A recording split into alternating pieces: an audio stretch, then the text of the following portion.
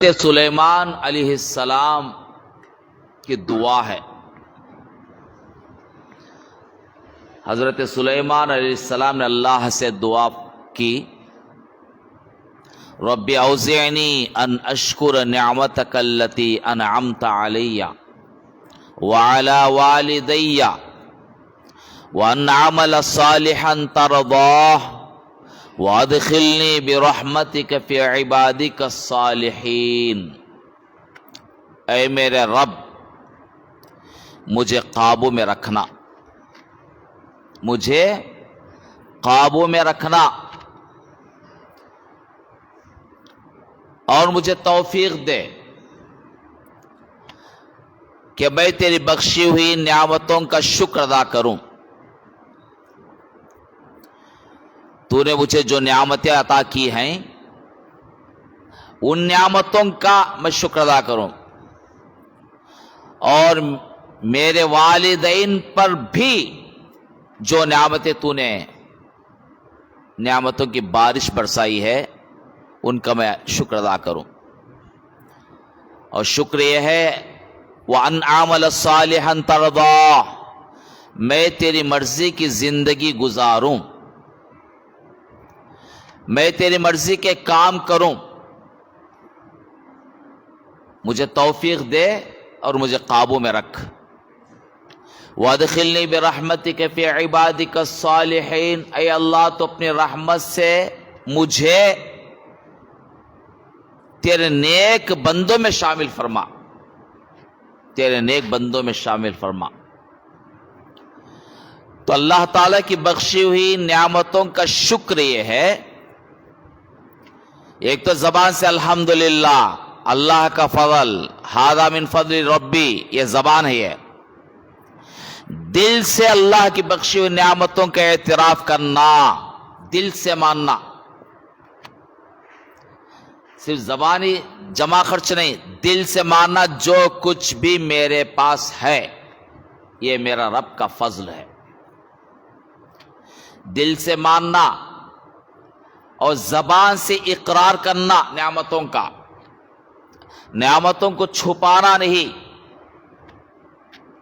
نعمتوں کو چھپانا نہیں، اللہ کی بخشی ہوئی نعمتوں کا اظہار ہونا۔ اگر اللہ نے علم سے نوازا ہے تو اس کا اظہار یہ ہے کہ اس علم کو دوسروں تک پہنچانا۔ اللہ نے مال سے نوازا ہے، اس مال کا شکر یہ ہے کہ زکوٰۃ دینا، خیرات کرنا، صدقہ کرنا، دوستوں کو ہدیہ دینا، یہ سب مال کا شکر ہے۔ تو دل سے اللہ کی نعمتوں کا اعتراف کرنا، زبان سے اقرار کرنا، اور عملاً اللہ کی نعمتوں کا شکر ادا کرنا، یہ ہے شکر۔ اللہ کی بخشی ہوئی نعمتوں کا شکر ادا کرنے والے بہت کم ہوتے ہیں۔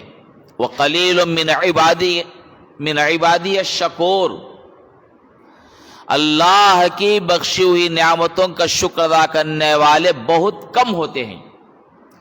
تو معلوم یہ ہوا ناشکرے زیادہ ہوتے ہیں۔ مجھے اور آپ کو ناشکرے نہیں بننا ہے۔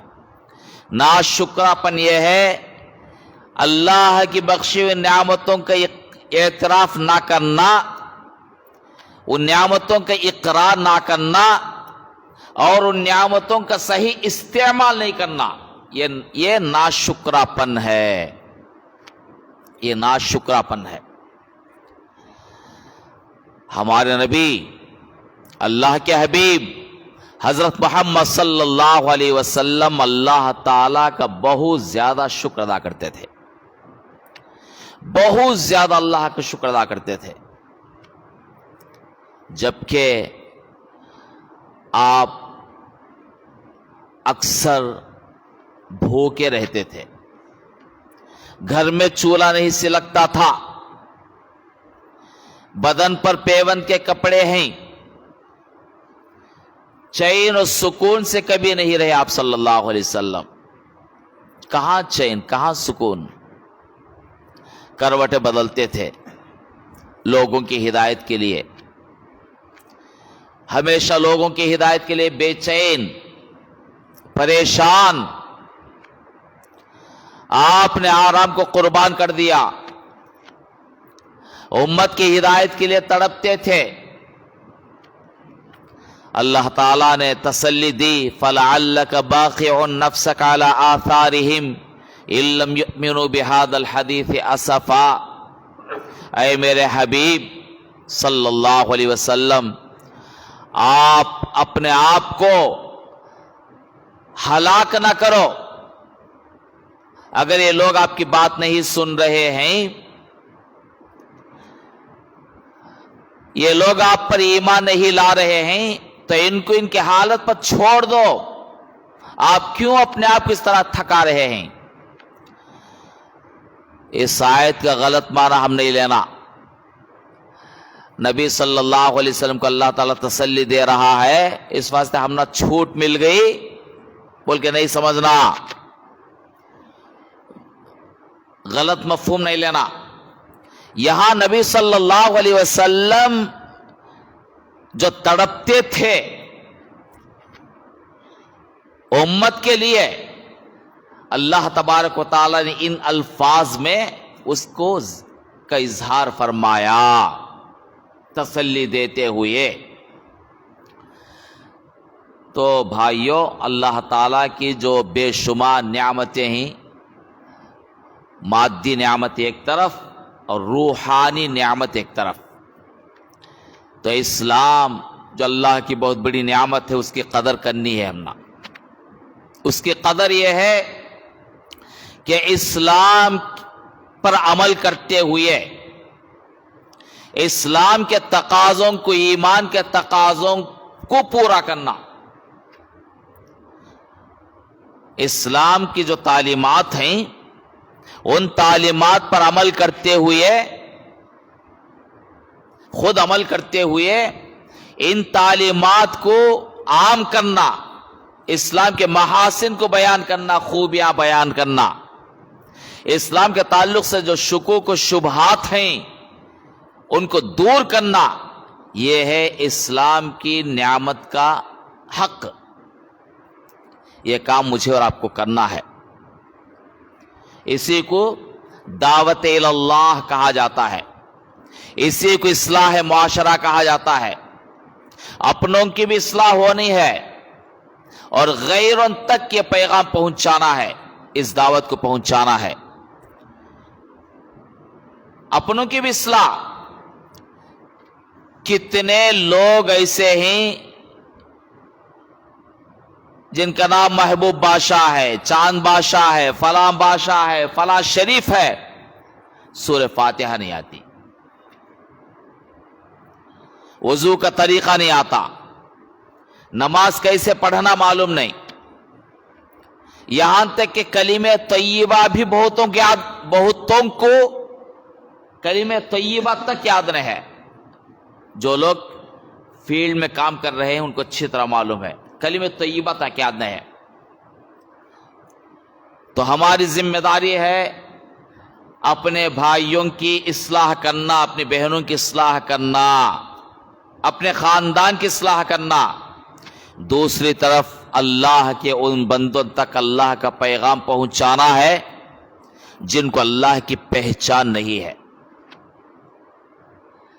جن کو اللہ تعالیٰ کا صحیح تعارف نہیں ہے، جو اللہ تعالیٰ کی قدرت کو نہیں جانتے. وما قدر اللہ حق قدری، اللہ تعالیٰ کو جیسے پہچاننا تھا ویسا نہیں پہچان رہے ہیں، اللہ کی قدرت کو جیسے جاننا تھا ویسا نہیں جان رہے ہیں. تو اصلاح معاشرہ کا کام بھی ہمیں کرنا ہے اور دعوت دین، دعوت اللہ کا کام بھی کرنا ہے. دعوت اللہ کا کام بھی کرنا ہے. ان دونوں کاموں کو کرنے کے لیے خدمت خلق ایک ذریعہ ہے. ایک آدمی بھوکا ہے، پریشان حال ہے، مجبور ہے، اس کا گھر چلنا مشکل ہے، بیوی بیمار ہے، بچے پریشان ہیں، آپ وہاں جا کے دین کا تصور پیش کرے تو نہیں سنتا، دین کا تصور پیش کرے تو نہیں سنتا، وہ آپ اصلاح کی بات کریں گے تو نہیں سنتا۔ نبی صلی اللہ علیہ وسلم کی سیرت پاک ہمیں بتا رہی ہے کہ لوگوں کے مسائل سے دلچسپی رکھنا، لوگوں کے مسائل سے دلچسپی رکھنا، بھوکوں کو کھلانا بہت بڑا ثواب ہے، کسی یتیم کی کفالت کرنا بہت بڑا ثواب، کسی بیوہ کی خبر لینا بہت بڑا ثواب، کسی مجبور کی مدد کرنا بہت بڑا ثواب، کسی مظلوم کی حمایت کرنا بہت بڑا ثواب، یہ سب خدمت خلق ہیں، یہ سب خدمت خلق ہیں۔ اللہ کے نبی صلی اللہ علیہ وسلم نے جب آپ صلی اللہ علیہ وسلم مکہ سے مدینہ ہجرت کیے تو عبداللہ بن سلام یہودی عالم تھے، کیا نام؟ عبداللہ بن سلام۔ آخری نبی کی آمد کے تعلق سے مدینہ کے یہودیوں کے درمیان بات چیت ہوتی تھی، چرچا ہوتا تھا، تو عبداللہ بن سلام رضی اللہ عنہ بھی نبی صلی اللہ علیہ وسلم کے آمد کے منتظر تھے۔ آپ صلی اللہ علیہ وسلم کو پہلی مرتبہ دیکھے تو دل ہی دل میں کہنے لگے یہ جھوٹے کا چہرہ نہیں ہو سکتا، بلکہ اب باتیں سننے کا شوق تھا۔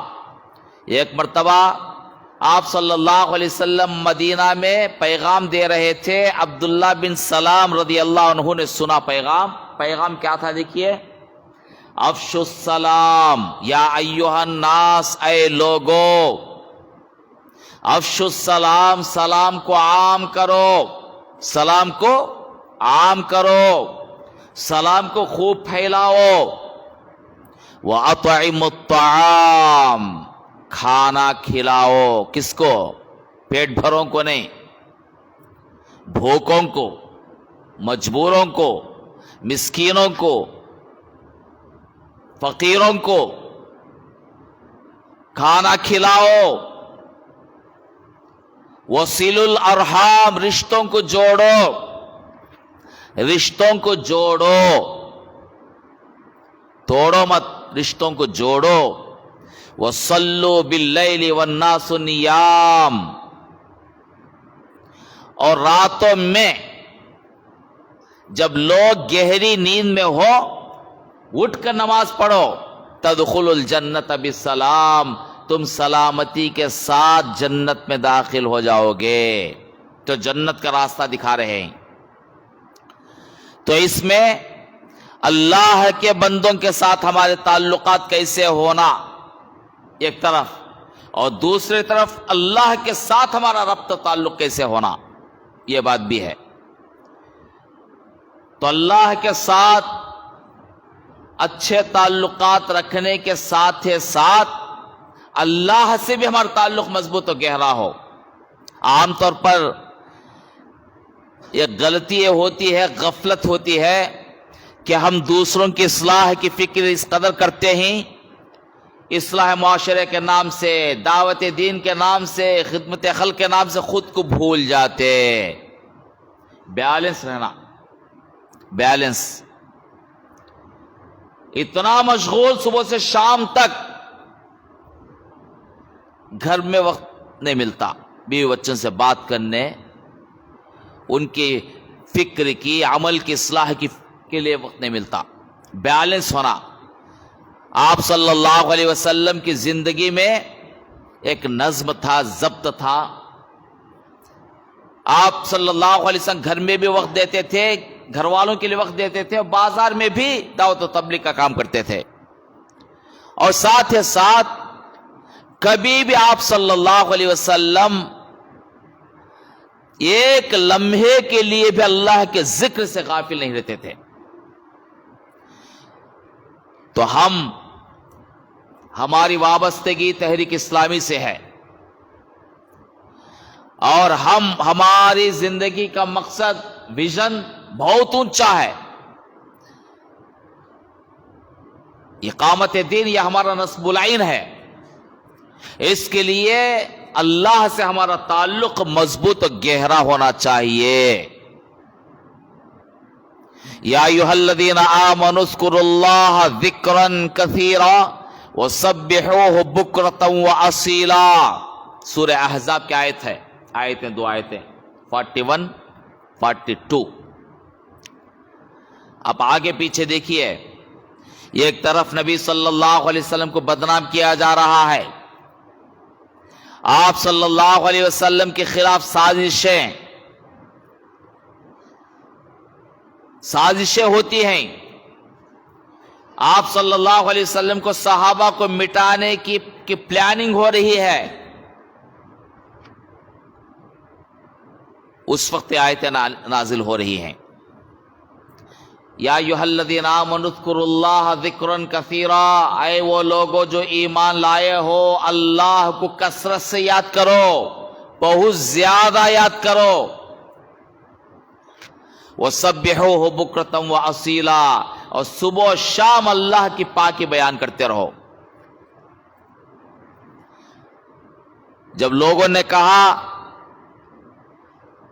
ایک طرف سے تو کفار قریش مشرکین مکہ آ گئے ہیں، مدینہ کو گھیر لیے ہیں ہر طرف سے، یہودی گھیر لیے ہیں، مشرکین مکہ گھیر لیے، پھر اندر منافقین بھی. سانس لینا مشکل تھا. ایمان والوں کے لیے مدینہ تنگ ہو گیا تھا، یہاں تک کہ کہا جاتا ہے قضاء حاجت، پیشاب پائخانے کو جانے کے لیے بھی وقت نہیں تھا. ایسے حالات تھے، ہر طرف سے گھر گئے تھے.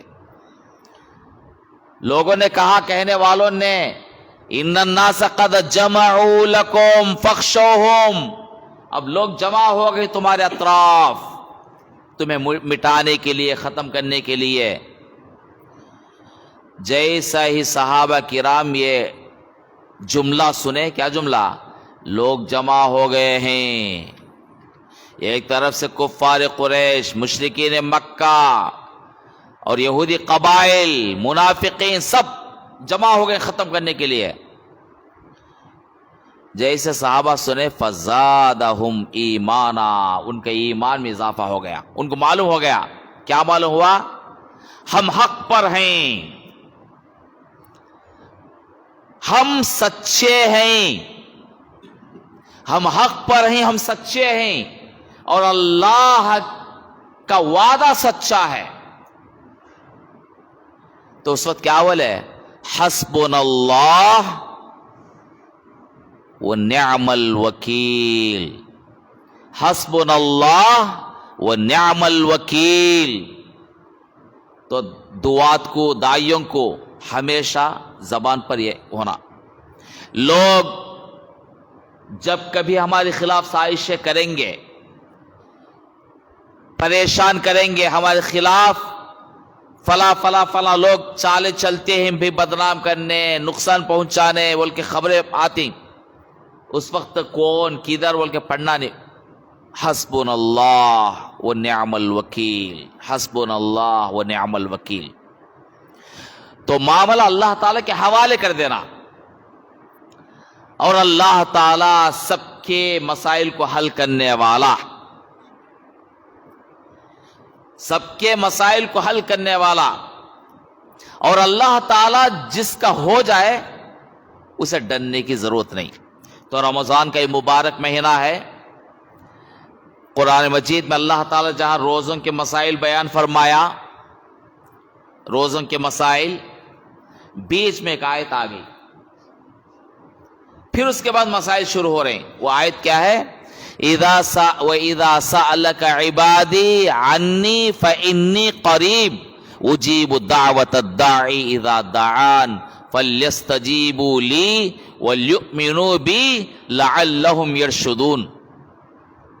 اے نبی صلی اللہ علیہ وسلم، میرے بندے میرے بارے میں آپ سے پوچھتے ہیں، میرے بندوں کو تو معلوم ہونا چاہیے کہ میں بہت قریب ہوں.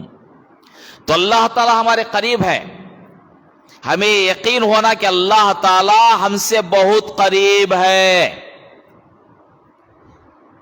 دور نہیں ہے، قریب ہے، وہ ہماری دعاؤں کو سنتا ہے، ہماری دعاؤں کو سنتا ہے، ہمارے دل کے ارادوں کو جانتا ہے، ہم کون ہیں، کیا کرنا چاہتے ہیں، اللہ تعالی کو معلوم ہے، وہ ہماری دعاؤں کو سنتا ہے، ضرور ہماری دعاؤں کو سنے گا، قبول فرمائے گا، مگر شرط ہے۔ وہ شرط کیا ہے؟ فَلْيَسْتَجِيبُوا لِي وَلْيُؤْمِنُوا بِي لَعَلَّهُمْ يَرْشُدُونَ۔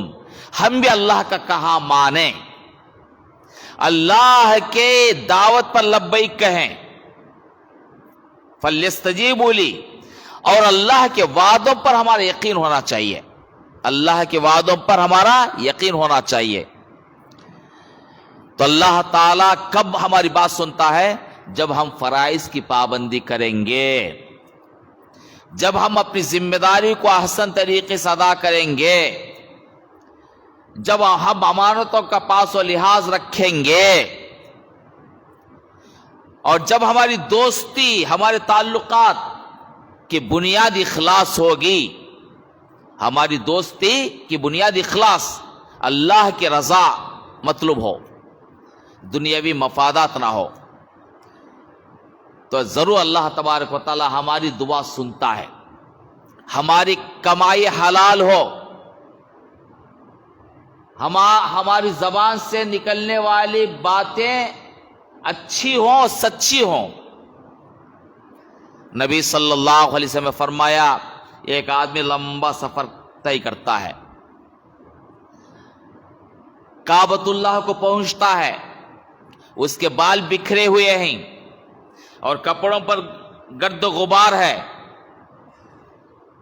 وہاں جا کر اے اللہ بول کے پکارتا ہے، جبکہ مطعمہ حرام ومشربہ حرام وملبسہ حرام وغذی بالحرام، وہ حرام کا کھاتا ہے، حرام کا پیتا ہے، اس کا بدن جو بنا ہے وہ حرام غذا سے، اس کے کپڑے حرام کے ہیں، فَأَنَّا يُسْتَجَابُ لَهُ، کیسے اس کی دعا قبول ہوگی؟ تو یہ بھی خاص طور پر جب ہم ایک اونچے مقصد کے تحت جڑے ہیں، ایک تحریک سے وابستہ ہیں، تو ہماری کمائی بھی حلال ہو، ہماری گفتگو سچائی پر مبنی ہو، اس کا اہتمام ہمیں کرنا چاہیے۔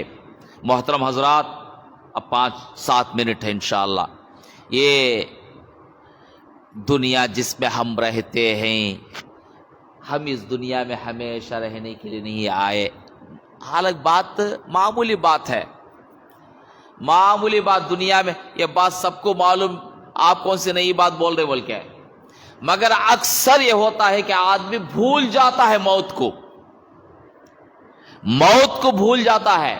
اسی لیے بار بار اللہ تبارک و تعالی جب قرآن کی تلاوت آپ کریں گے، وَإِلَيْهِ الْمَصِيرُ، اسی کی طرف پلٹ کر جانا ہے، وَإِلَيْهِ النُّشُورُ، دوبارہ زندہ ہو کر اسی کی بارگاہ میں جانا ہے۔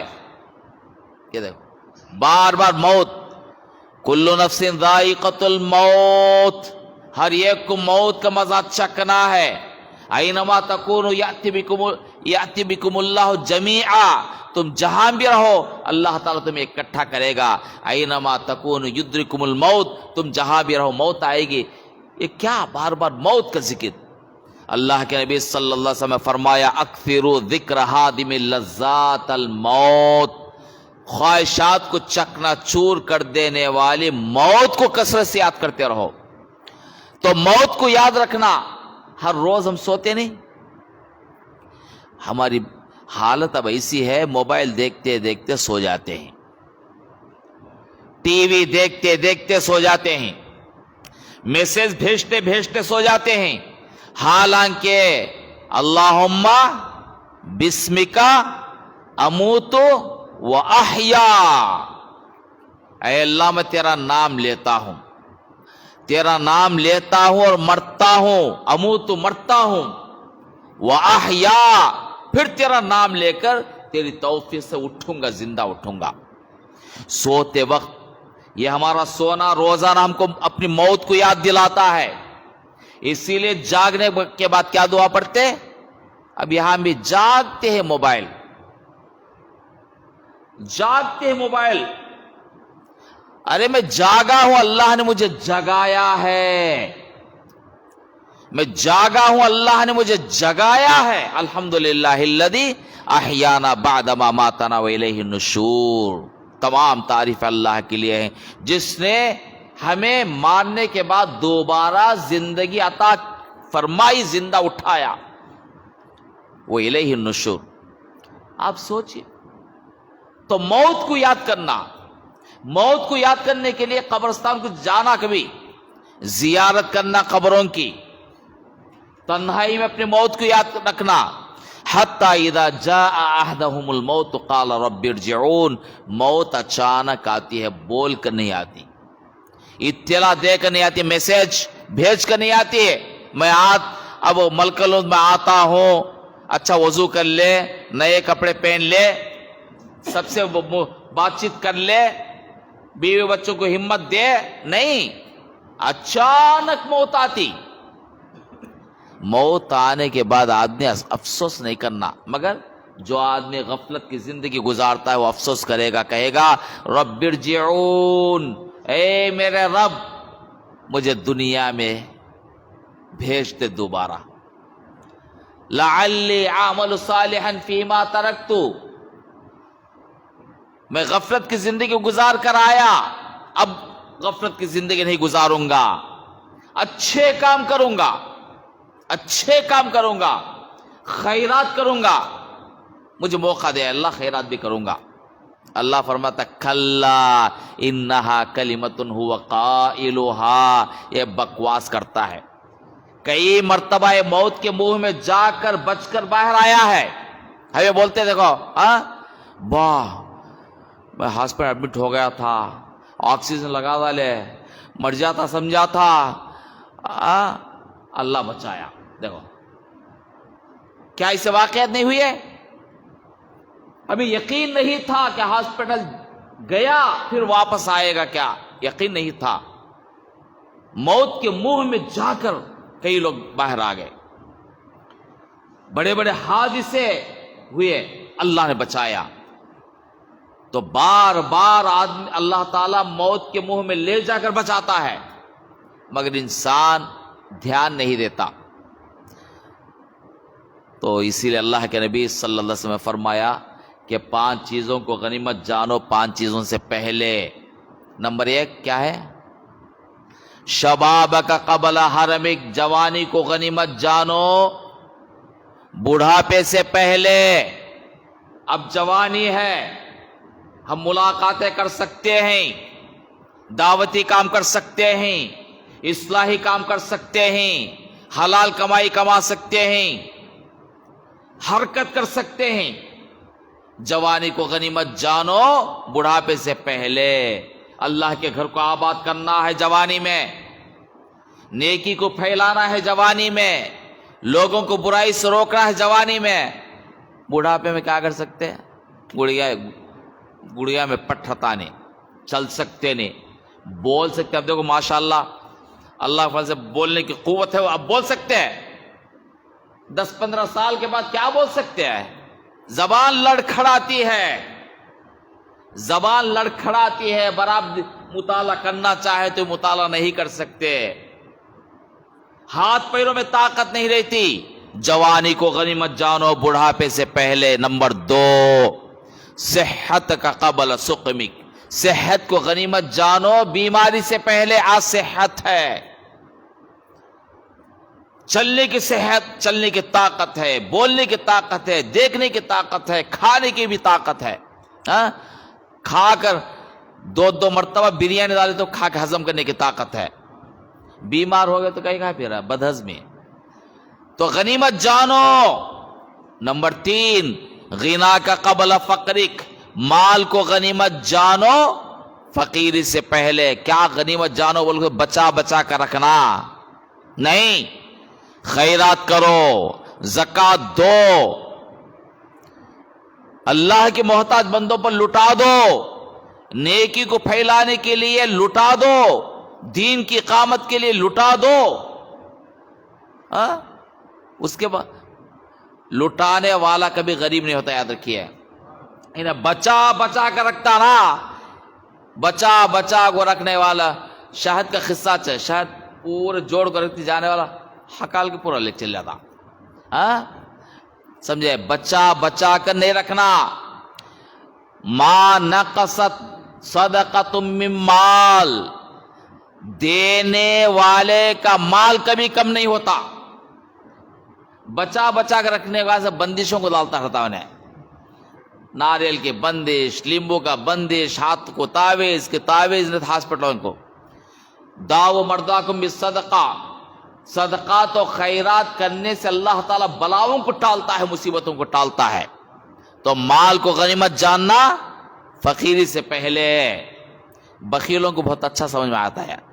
کون سا حضرت بولے رہے مال کو غنیمت جاننا فقیری سے پہلے, اس واسطے بچا بچا رکھتا. اس کا مطلب وہ نہیں. چوتھی بات کیا ہے؟ فرصت کا قبل شغلک. فرصت ہے, فرصت کو غنیمت جاننا کاموں میں لگ جانے سے پہلے. فرصت ہے, اب قرآن سیکھیے, صحیح کر لو. پہلے سے 4 سورے آتے ہیں, 4 سال 5 سال کے تو 4 سورے یاد کرنا, سینے میں قرآن کو آباد کرنا, سیکھنا, کسی کی زیارت کرنا, کسی کی عیادت کرنا فرصت کو. آخری بات, حیات کا قبل موتک, زندگی کو غنیمت جانو موت سے پہلے. تو موت آنی یقینی ہے. جب ہماری آنکھ بند ہوگی کوئی بھی ہمارے ساتھ نہیں آئے گا, یاد رکھو. آج میری بیوی بچے مجھے عزیز, دوست احباب عزیز, دکان عزیز, تجارت عزیز, پیسہ عزیز, ایک چیز بھی ساتھ آنے والی نہیں. اس لیے اللہ کو راضی کر لینا ہے, اللہ کو منوا لینا ہے, اور اللہ کی جنت کے وارث بننے کی کوشش کرنا. بعد میں افسوس کرنا پڑتا. تو یہ چند باتیں تھیں. اللہ تبارک و تعالی ہم سب کو کہنے اور سننے سے زیادہ جو باتیں کہی گئیں ان باتوں پر عمل کرنے کی توفیق عطا فرمائے. آمین. وآخر دعوانا ان الحمد للہ رب العالمین, وصلی اللہ تعالی علی خیر خلقہ محمد وعلی آلہ وصحبہ اجمعین.